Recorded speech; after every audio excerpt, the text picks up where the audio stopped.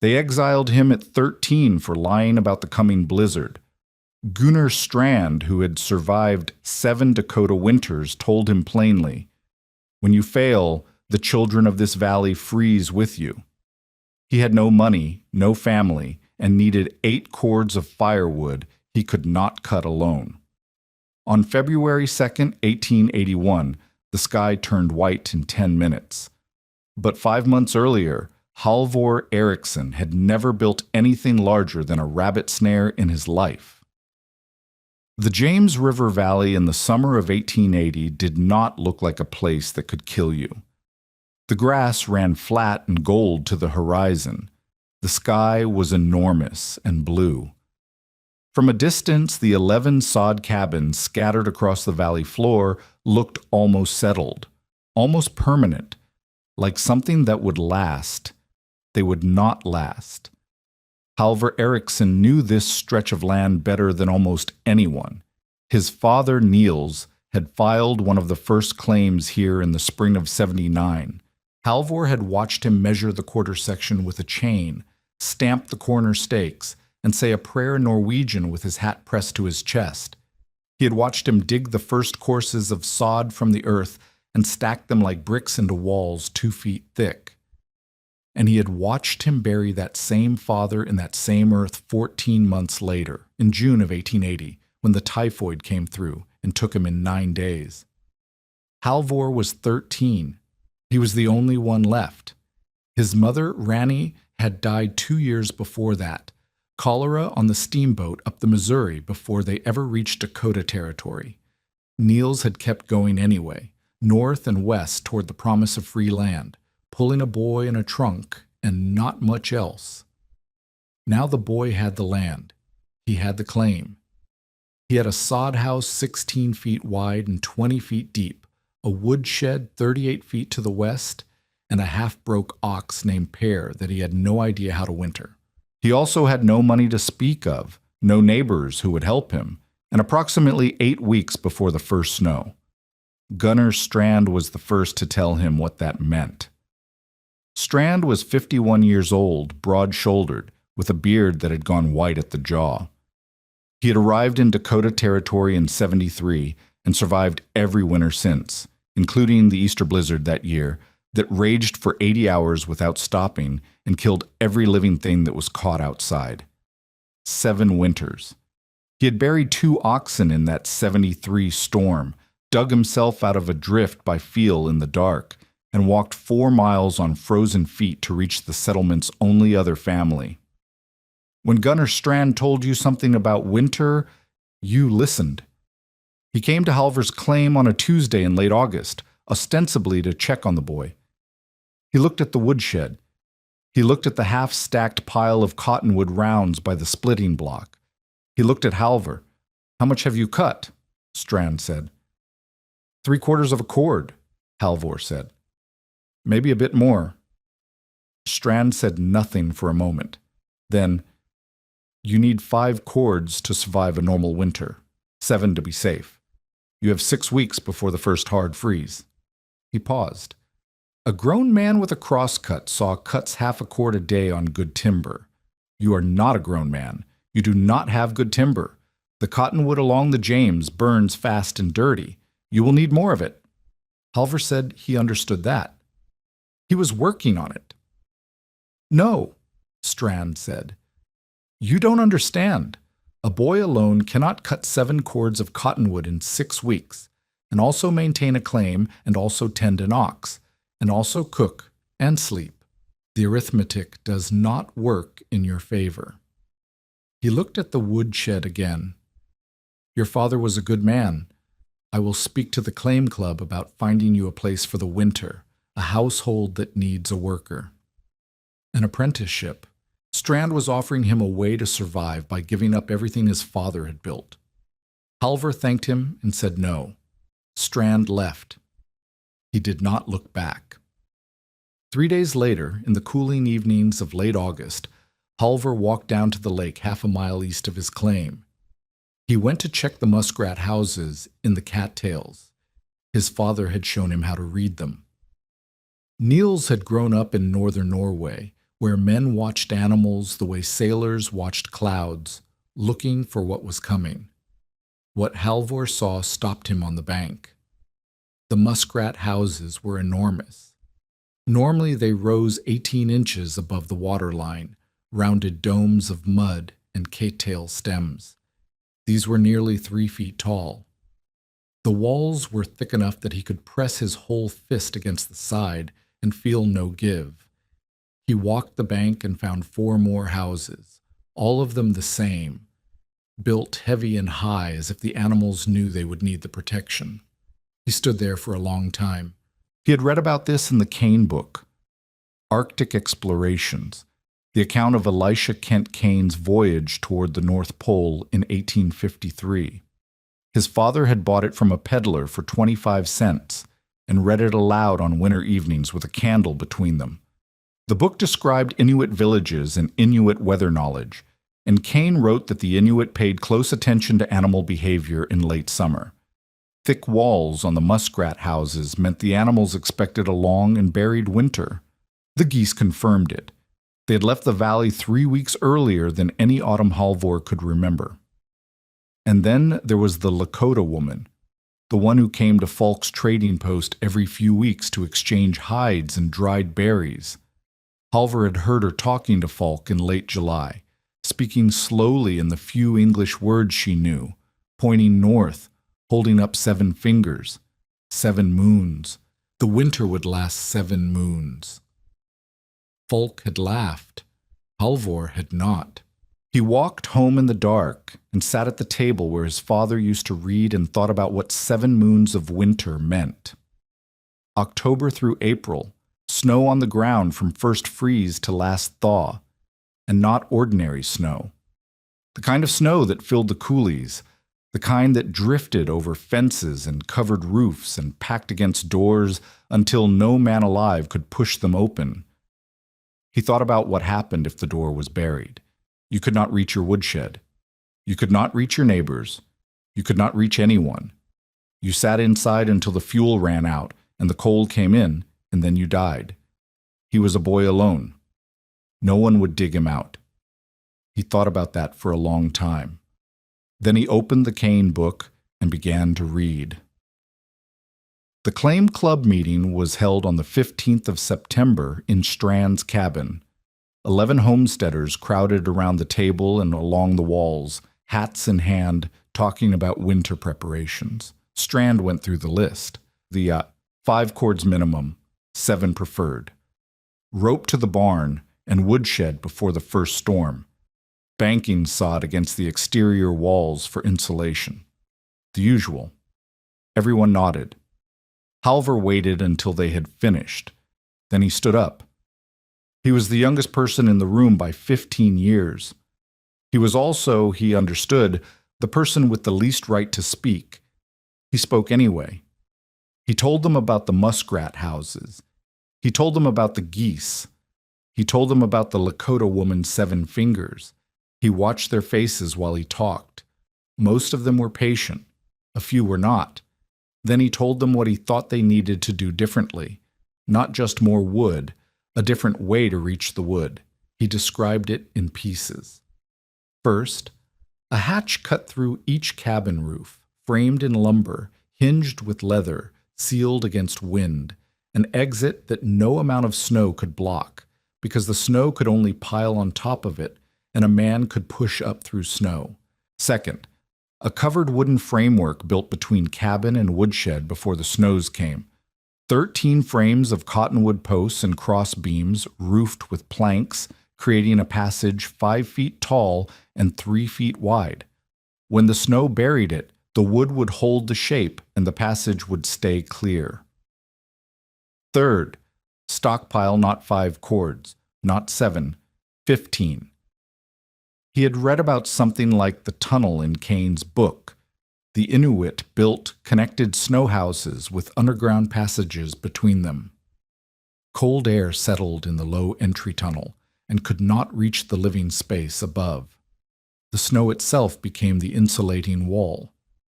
He was proposing the same principle with wood instead of ice, built before the snow arrived instead of after.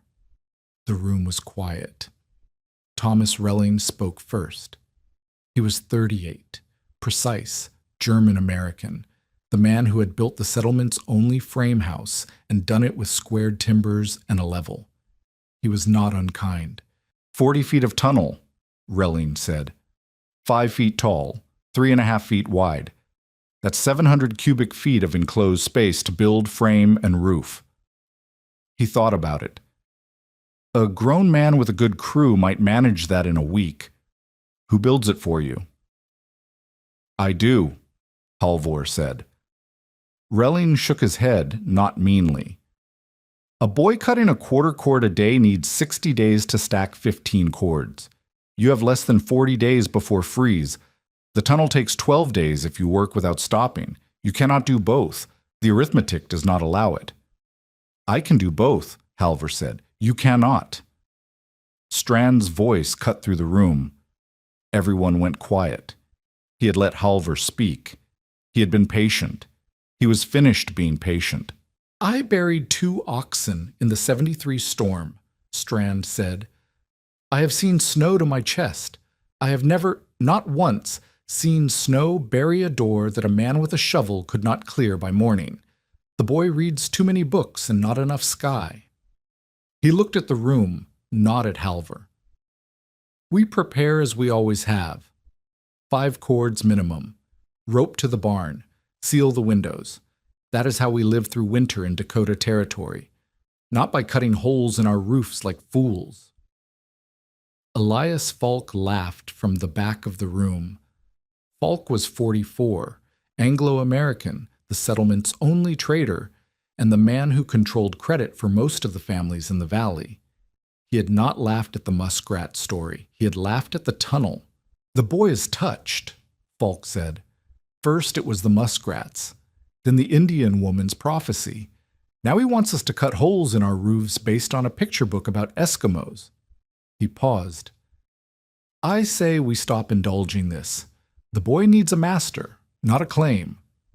Send him to apprentice in Huron before he freezes to death on his father's dirt. The room murmured, not in agreement, not entirely, but in the way rooms murmur when someone has said what everyone was privately thinking. Strand called for a decision. The claim club voted. Halvor could keep his father's claim, but no communal resources would support his project. No shared lumber, no shared tools, no labor. If he wanted to cut holes in his own roof, that was his business. The settlement would prepare as it always had. Halvor walked home alone in the September dark. He was 13 years old. He had 40 days. He had an axe, a handsaw, a flat spade, a broken wagon, and a water-damaged book about the Arctic. He began the next morning. The roof hatch came first. He chose the peak of the sod roof between 2 purlins where the structure was most solid and the sod lay thinnest. He marked a rectangle in chalk, 30 inches wide, 36 inches long. Then he cut. Sod comes up in bricks if you cut it right, straight down with the flat spade, then pry from the side. He had watched his father do this when they built the walls. He did it now on the roof, kneeling on the slope, working brick by brick until the hole opened beneath him. He could see into his own cabin, the stove, the table, the cane book on the shelf. He framed the opening with 4 pieces of lumber from the broken wagon bed, notching them to sit against the purlins, hammering them with the iron mallet.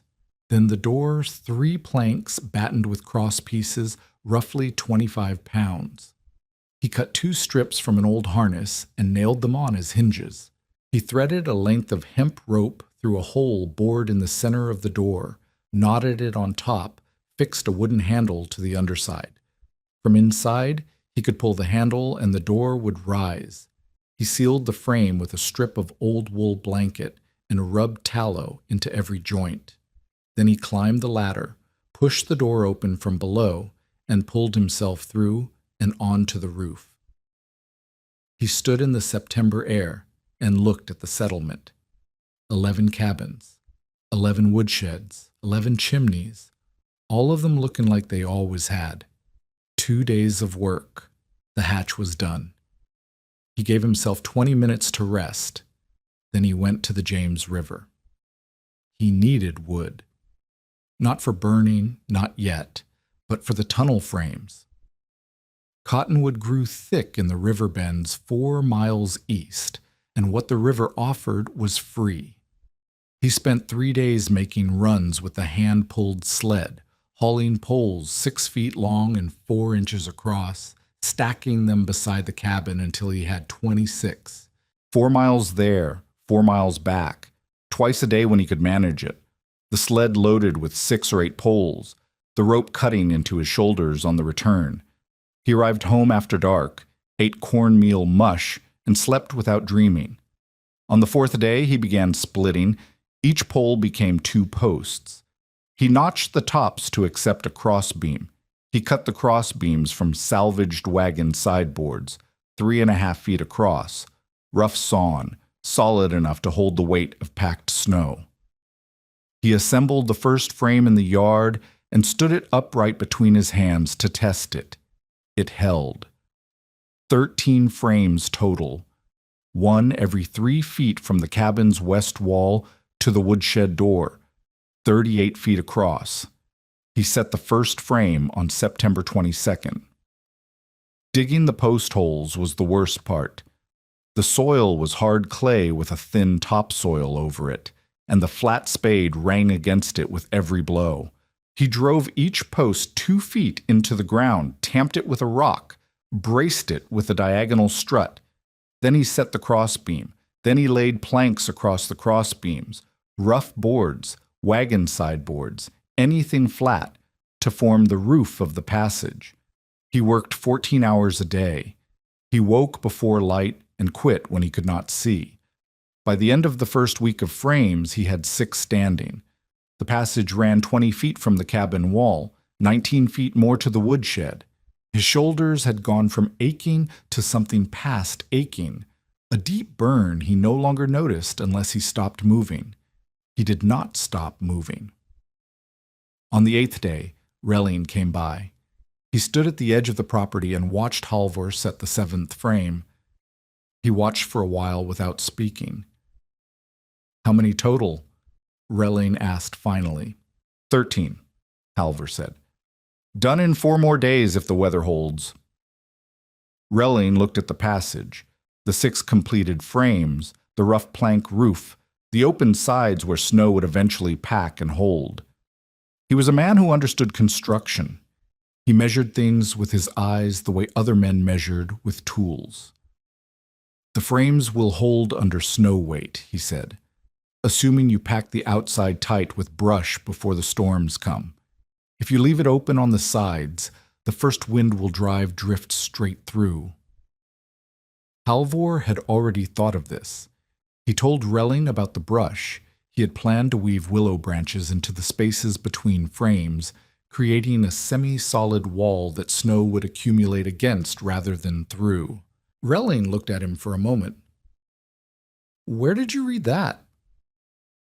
"Kane," Halvor said. "Inuit build connected snow houses.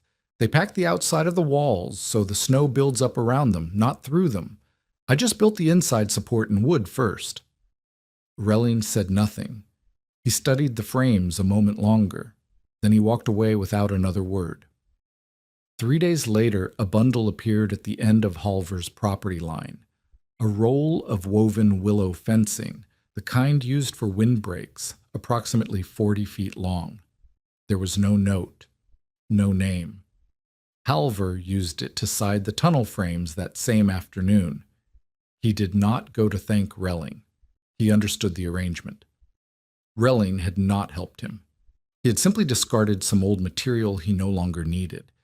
That was the story they would both tell if anyone asked.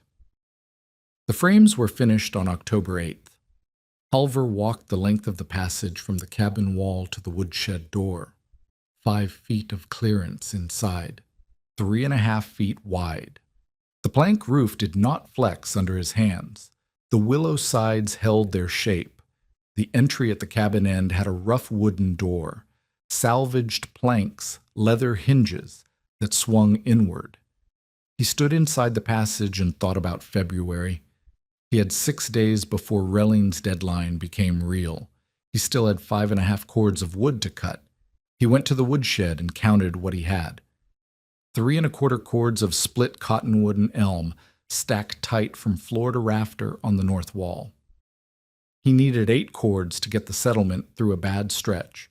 More if the winter went as long as the Lakota woman said. He could not cut 8 cords in 6 days. He could not. He cut 2 1/3 cords in 6 days. He worked by lantern light in the mornings and by fading daylight in the evenings, and he ate once a day and slept 5 hours. And on the last night he sat on the woodshed floor and could not stand up for a full 3 minutes. 5 2/3 cords total. Relling had been right about the arithmetic. A boy alone could not do it all. But Halvor had one more thing Relling had not accounted for. He spent October 12th and 13th gathering hay. The sloughs east of the James River held stands of coarse grass that settlers called slough hay, wild, dry, rough as rope. During the summer, it was nearly worthless as fodder and ignored as fuel. Halvor had read in a November issue of the Omaha paper, 3 months old when it reached the settlement, about Russian Mennonite settlers to the south who twisted slough hay into tight coils and burned them in their stoves when wood ran short. Slow burning, smoky, but hot enough to keep a stove alive through a cold night. He twisted hay all of October 13th until his hands were cut and his forearms burned from the friction. He stacked 300 pounds of hay coils inside the cabin itself against the east wall where the heat from the stove would keep them dry. 5 2/3 cords of cottonwood in the woodshed, 300 pounds of hay twists inside, a tunnel to reach the wood, a hatch to reach the surface. It was not 15 cords. It was not even close to Relling's numbers, but it was something no one else had. He fell asleep on October 14th with the cane book open in his lap, the lantern burning down, the temperature outside dropping through the 20s toward the teens. He did not yet know what was coming, but he had built everything he knew how to build, and he had done it alone, and now there was nothing left to do but wait. He was 13 years old. It was the last warm night for a very long time. October 15th arrived with thunder. Not summer thunder, low and rolling and far away. This was a different sound. Sharp, inside the clouds. The sky to the northwest had gone the color of a bruise, and the air smelled like iron, and then the snow came. It came in a wall. 1 minute, Halvor could see the Strand cabin 200 yards northeast. The next minute, he could see nothing but white. The wind hit the west side of the cabin like a body thrown against it. The stove, banked for the evening, breathed hard as the pressure changed. The windows went white. The sound was enormous. He climbed the ladder to the roof hatch, cracked it an inch, and looked out. Nothing.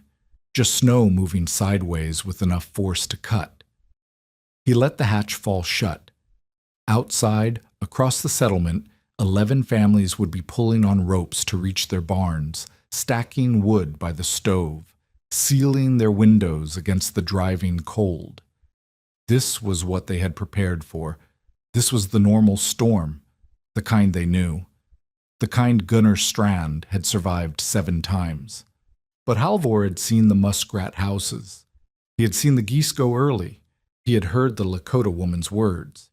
He sat in his cabin and listened to the wind and understood something the others did not yet know. This was not the storm. This was just the first one. The storm of October 15th raged for 36 hours.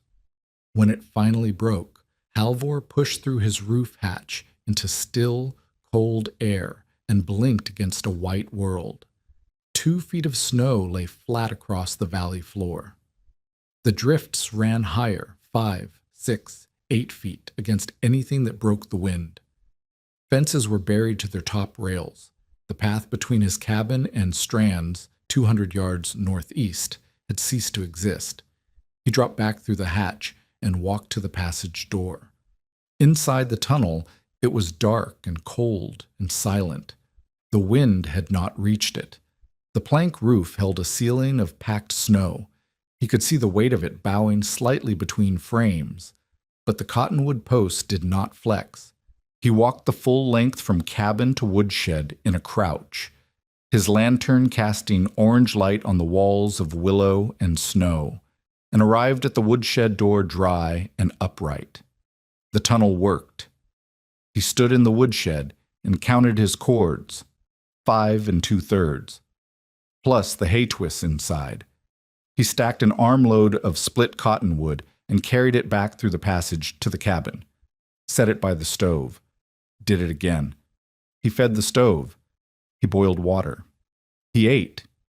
Outside, he could hear the settlement waking up, the thud of shovels against drifted doors, men cursing in Norwegian, Strand's voice carrying, something about the rope, something about the ox, normal sounds, hard sounds but manageable. By noon, every cabin had its door dug clear. Strand walked past Halvor's claim that afternoon without stopping. He saw the roof hatch. He saw the line of the buried tunnel framework, a low ridge in the snow leading from the cabin to the woodshed. He kept walking. He said nothing. Halvor watched him go and understood the message. One storm. Doors cleared by midday. There was nothing to remark on, nothing to reconsider. The settlement had prepared as it always had, and the settlement had survived exactly as Strand predicted. Halvor went back inside and twisted more hay. November arrived slowly, and then all at once. A week of warmth, true warmth, near 50 degrees, with mud in the yard and water running in the wheel ruts, made some of the settlers talk about an early thaw, a mild winter after all, Strand's preparation vindicated, and the boys' tunnel nonsense forgotten. Falk extended credit through the end of the month. The Relling children played outside without coats. Halvor did not trust it. He spent the warm week cutting.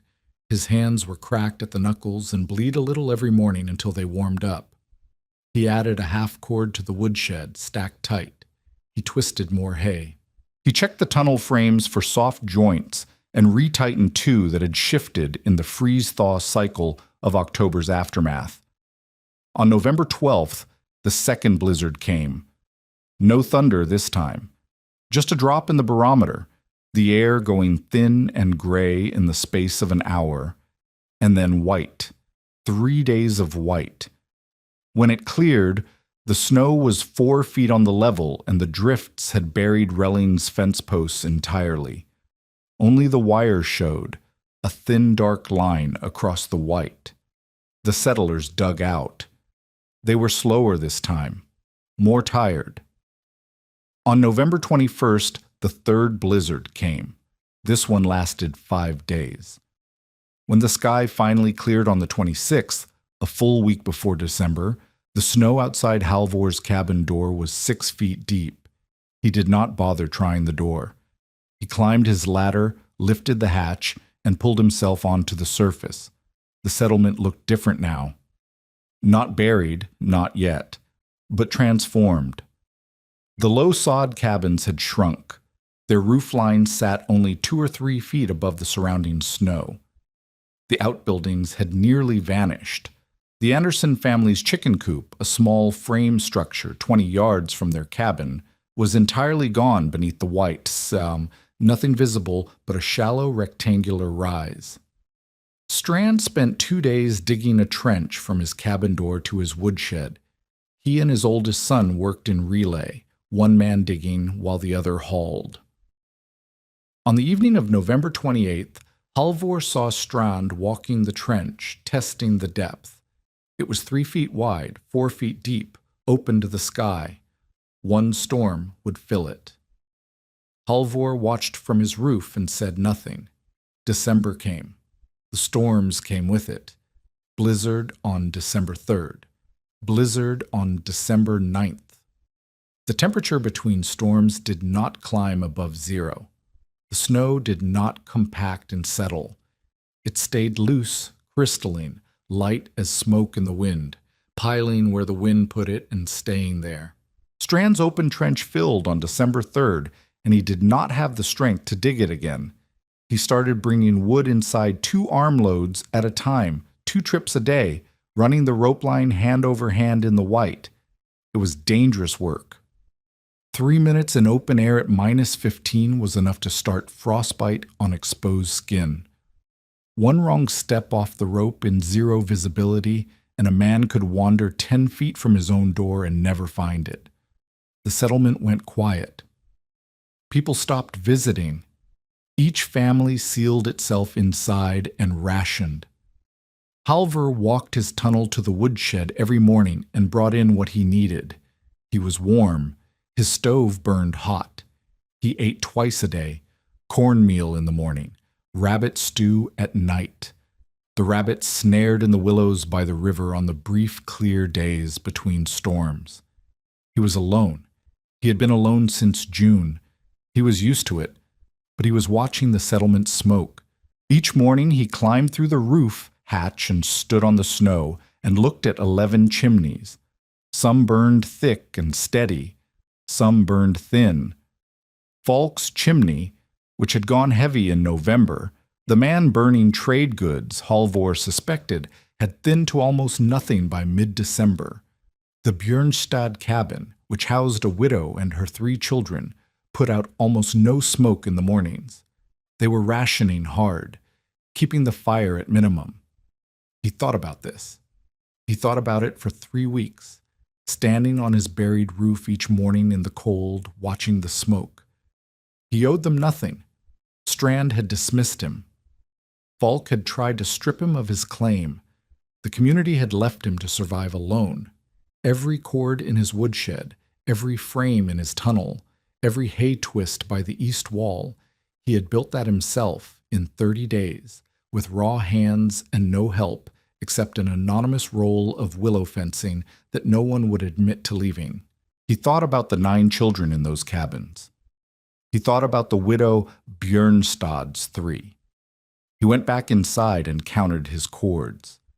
He had enough. He would not have enough if he shared it. But he had enough to keep the worst from happening. He was still working out exactly how to do it when February arrived and took the choice away from him entirely. The great blizzard of February 2nd came out of the northwest with thunder inside it. Halvor had seen thundersnow before, in October, in November. He had never seen anything like this. The lightning was continuous, flash after flash lighting the wall of cloud that swallowed the horizon in the space of 10 minutes. The temperature, which had been -12 at mid-morning, dropped to -28 before noon. The wind hit 60 miles an hour and held there. He had one warning: 20 minutes of sudden stillness in which the air went absolutely cold and clear and electric, and he used it. He went through the hatch and walked the surface to every chimney he could reach in 20 minutes, shouting down each one, "Storm coming! Bank your stove! Get your fuel inside now! Stay inside no matter what!" 3 chimneys, Rellings, the Anderson families, the widow Bjørnstad's. He did not have time for the others before the wind returned and drove him back underground. He dropped through his hatch and pulled it shut and sat at the base of the ladder and listened. What he heard was not wind. It was pressure. The whole cabin breathed in and out as the gusts hit the walls. The stovepipe rang, the sod overhead, 18 inches of packed earth, flexed and dripped grit onto the floor as the temperature differential between inside and out reached 30, 40, 50 degrees. He banked the stove. He piled the hay twists close. He put on every piece of clothing he owned: 2 pairs of wool socks, 2 shirts, his father's heavy coat, and sat on the bench with the cane book in his lap and the lantern burning low, and waited. For 9 days, the blizzard did not stop. He knew this only later, from comparing notes with others. Inside the cabin, there was no day and no night, just the lantern and the darkness, the stove and the cold, sleep and waking with no light to measure time by. He burned through 2 cords in those 9 days, keeping the fire constant, the cabin above freezing. He ate what he had. He slept in his coat. He did not go above the hatch. On what he thought was the 4th day, a sound came through the south wall. Faint at first, then louder, rhythmic, knocking. He pressed his ear to the sod. Someone was on the other side of his wall, beating on it with something. He could not hear a voice through the wind, but he could feel the impact, dull, steady, fist or boot. He climbed the ladder and opened the hatch 6 inches. The cold hit him like a wall. The wind was a physical thing. He could not see 3 feet in any direction. He screamed into the white, "Who's there?" Nothing came back, just wind. He dropped the hatch and stood at the bottom of the ladder for a long moment. Then he went to the tunnel door, pushed it open, and walked through to the woodshed. He came out through the woodshed's east-facing door into the teeth of the blizzard, sheltered slightly by the building's south wall, and found Ingrid Strand, Gunnar's wife, pressed flat against the cabin's exterior, one arm hooked around the stovepipe collar above her head as an anchor. She had a rope tied at her waist. The rope disappeared into the white. She had no fuel left. She had walked the rope line from the Strand cabin in -30-degree wind, in 0 visibility, until she hit something solid. She had been knocking for 10 minutes. Her hands were gray at the fingertips. Halvor got her inside. He sat her by the stove and put her hands in his and rubbed them until the gray went pink and she gasped with the pain of it. He gave her water. He gave her cornmeal. She said nothing for a long time. Then she said, "Gunnar is burning the table." He gave her 4 pieces of split cottonwood and a bundle of hay twists. He loaded a sled, a crude thing, 2 boards and 2 runners, with 10 more pieces of cottonwood and tied a rope to the front. He made her hold the rope and the sled and go back the way she came, hand over hand on her guide rope. He watched until the white swallowed her. He had 7 days of fuel left. He had just given away 2. He went back through the tunnel, through the cabin, up the ladder, and out the hatch. The world above was a flat white void. No depth, no shadow. The sun somewhere gave the air a faint gray light, just enough to see that the landscape had changed entirely. Where the settlement had stood, the cabins, the fences, the woodsheds, the barns, there was nothing. The snow ran level to the horizon, broken only by the thin dark lines of chimney pipes protruding from the surface like fence posts. Some were smoking, some were not. The ones that were not smoking scared him. He marked the smoking ones in his mind. The nearest was 30 yards northeast, the Anderson family's pipe, a thin thread of gray. He walked toward it. The snow was crusted enough to hold his weight if he moved carefully. He had snowshoes, crude things, willow frames laced with strips of oxhide, and he put them on before climbing through the hatch, and they were the difference between standing and sinking. He reached the Anderson chimney and scraped snow away from the base until he found the pipe collar, the iron fitting where the stovepipe exited the roof. He disconnected the upper section with his heavy gloves and shouted down into the dark. "Halvor Eriksson," he said. "I have wood." A long silence. Then Marta Anderson's voice, close and hoarse. "Thank God." He lowered 4 pieces of cottonwood down the stovepipe hole on a rope. They were not split fine enough to go easily, and he had to work them one at a time, and his bare fingers on the rope at -28 were a problem he did not think about until afterward. He reconnected the pipe and moved on. The Björnstad widow's chimney was cold. He dug down through the surface snow until he found the hatch, the one he had told the widow to cut in October, the one she had cut reluctantly 3 weeks after the meeting, after watching the 2nd November blizzard fill Strand's open trench in 48 hours. He pulled the hatch open from outside. Inside, the cabin was dark and cold. Not frozen, not yet. Perhaps 30 degrees. The stove held dead ash. He dropped inside and found them in the bed. The widow Sigrid and her 3 children, all 4 of them under every blanket and quilt in the house. The children pushed tight to the center for warmth. The smallest, a girl of 4, was unconscious. Not dead. He could feel her breath, but cold enough that waking her took 2 minutes of rubbing and calling her name. He built the fire himself. He split kindling from the pieces he had brought. He fed the stove slowly, the way his father had taught him. Too much too fast, and you crack the firebox too little, and it never catches.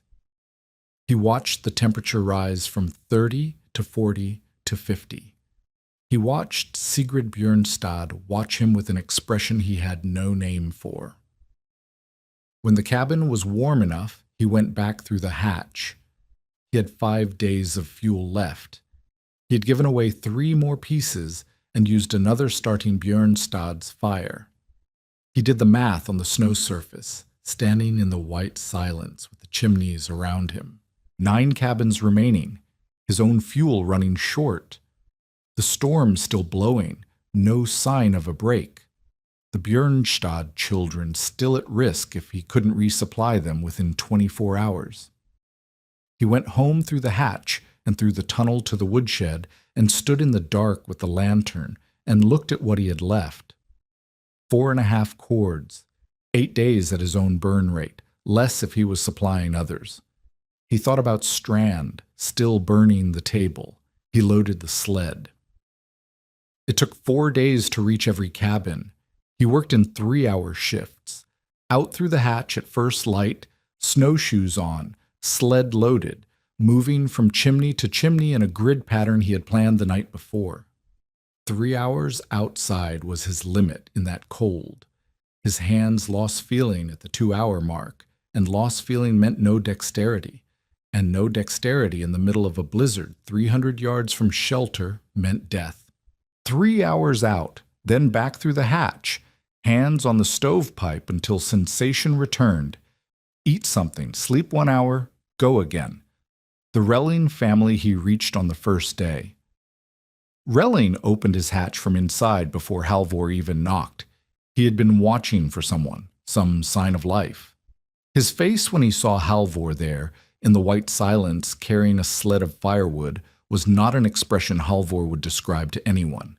He took the wood without a word and passed down a half-pound of salt pork through the hatch, and Halvor took it because they both understood that charity required a transaction. The Strand cabin he saved for last. He reached it on the 4th day. The chimney had started smoking again. Ingrid's delivery had kept them alive, but the smoke was thin. He scraped snow from the hatch he had told Strand to cut in September, the one Strand had refused to cut. There was no hatch. He dug down to the door instead, 4 feet of packed snow, working with the flat spade for 40 minutes in minus 25-degree air. He got the door open a foot. He pushed 6 pieces of cottonwood through the gap. He heard Strand's voice on the other side, low and unreadable. "Halvor," Strand said. "Ja," Halvor said. A long pause. "Come inside." "I have more deliveries," Halvor said. He didn't. He had finished. But he pushed the door shut and began filling the trench back in with snow, and he did not look at the door as he worked. He was not ready for what Strand would say. He needed more time before he heard it. He went home through the surface. The storm broke on approximately February 11th. Halvor knew it by the silence. The wind stopped between one breath and the next, and the absence of it was so complete that he woke from sleep certain something was wrong. He climbed the ladder and opened the hatch and looked out into still, cold, brilliant morning. The sky was clear. The temperature was minus 25. The sun hit the snow surface and threw back a light that was nearly impossible to look at. He stood on the buried roof of his father's soddy and looked at the world. The 11 chimney pipes stood in the white like markers. Every single one was smoking. He counted them twice. 11. All 11. He sat down on the snow and put his face in his hands and stayed there for a while. Strand called the meeting on February 14th, when the surface trenches were solid enough to move between cabins without snowshoes. They met in the Relling cabin, the only structure with ceiling height enough to stand. And they were all there, all 11 families bundled in coats, faces drawn from 4 months of cold and rationing and fear. Halvor sat in the corner. He was the youngest person in the room by 15 years. Strand stood at the front. He was a big man, always had been, but the winter had taken something off him. His coat hung differently. His face was cut by a new set of lines that had not been there in September. He stood with his hands on the table for a moment before speaking, not looking at anyone. "I've lived on this prairie for 7 years," Strand said. "I have seen storms that killed oxen standing up. I have never been wrong about a winter." He raised his head. "I was wrong about this one. The boy was right. I owe him my family's lives, and I am not a man who forgets a debt." The room was quiet. Relling spoke next. He had been working something out since October, Halvor could tell. The way a careful man works out a calculation he keeps getting wrong. He had the look of someone who had finally found the error in his own arithmetic. "I said a boy couldn't cut 15 cords alone," Relling said. "I was right. He cut 8. I said the tunnel was impossible for one person. I was wrong. He built the frame in 12 days and let the snow do the digging. I was thinking about the problem with a man's assumptions." He looked at Halvor. He was thinking about it with a reader's imagination. The arithmetic was mine. The engineering was his. Falk said nothing for a long time. He had lost most of his trade inventory to the stove. His bid on the Erickson quarter section was gone with it. You could not take a dead man's claim from the boy who had just kept every family in the valley alive. When he finally spoke, he kept his eyes on the table. "I don't apologize," Falk said. "I said what any reasonable man would say. A 13-year-old boy on a dead man's claim talking about Eskimo tunnels." He shook his head slowly. "Would you have believed him? I wouldn't do it differently, but I'll say this." He looked up. "I was wrong about what the boy was capable of. It was not forgiveness. It was not warmth. But it was the truth. And from Falk, that was as much as anyone could ask." Strand's voice filled the room again. "We will cut his claim clear before we cut our own. Every man." No one argued. By the end of February, every cabin in the settlement had a roof hatch. Strand's son cut his father's hatch the same week as the meeting, working with the flat spade in methodical silence, the way his father did everything. Relling built his with squared lumber and iron hinges, the only iron hinges in the settlement, and it closed so cleanly that from outside you could not find the seam. The Anderson family's oldest daughter, who was 11, cut her family's hatch herself, working 3 evenings after supper, until the framing was solid. Halvor showed each family how to frame the opening, how to set the leather seal, how to rig the rope pull. He showed them without being asked. He charged nothing. He had one more cord in the woodshed. He split it fine and gave it to the Björnstad widow in March when her supply ran short again. She tried to pay him with a smoked haunch of venison, her last. He took half of it and left the rest. He was not ready to be owed favors, not yet, but he was learning how they worked. The snow did not meaningfully recede until late April. On the 23rd, water began running in the wheel ruts for the first time since October. On the 30th, the James River came back into view, swollen and brown and fast, running over its banks into the lowlands. Spring brought its own violence.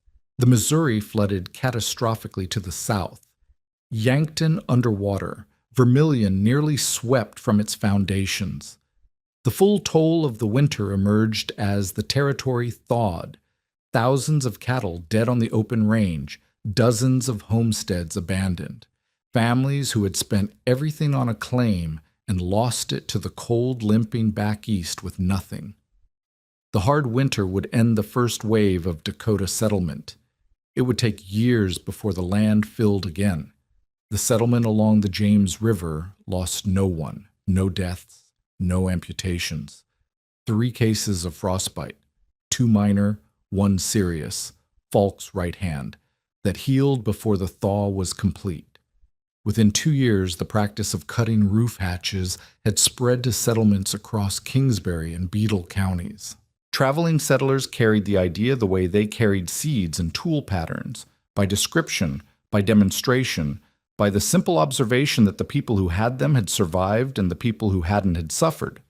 No one called it anything in particular. It was just a thing you did now, the way you roped to the barn and banked sod against the walls. Halvor Eriksson proved his father's claim and filed it in his own name in the spring of 1888, the year he turned 21. He farmed the James River quarter section for the rest of his life. He married in 1892. He never moved. He lived until 1931, long enough to see electricity reach the valley, long enough to watch the great drought begin the work the blizzard had not finished. The sod cabin had been replaced by a frame house before he was 25, but he kept the woodshed. He kept the woodshed long after there was any need for it, long after coal and kerosene and eventually gas had replaced cottonwood in the stove. Neighbors thought it was sentiment. Maybe it was.